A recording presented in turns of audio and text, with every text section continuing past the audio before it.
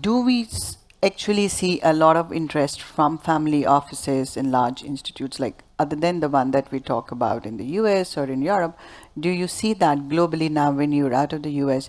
Do you come across family offices actually interested more in the digital assets, or what we say the virtual asset space, or DeFi? Or is it all in one blanket that they're all? Yeah, so I think it depends on the jurisdiction. Outside of the U.S., there's a lot more volume of family offices that have been dabbling in like directly on chain.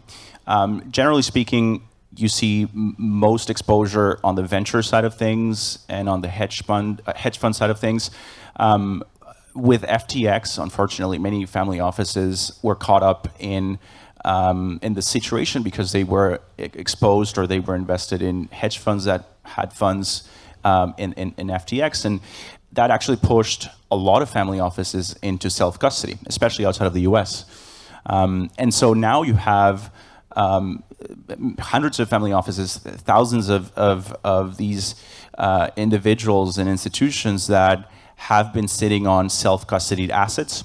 Many of them kind of got in the last cycle, so very much low basis costs of these crypto native tokens. And they now want to put those to work. And so that's where they turn to DeFi, and they can start doing things with those assets that they've been sitting on since previous cycles. And that leads to other things like tokenizing alternatives and getting into diversification and income strategies and a number of things that we can talk about later too.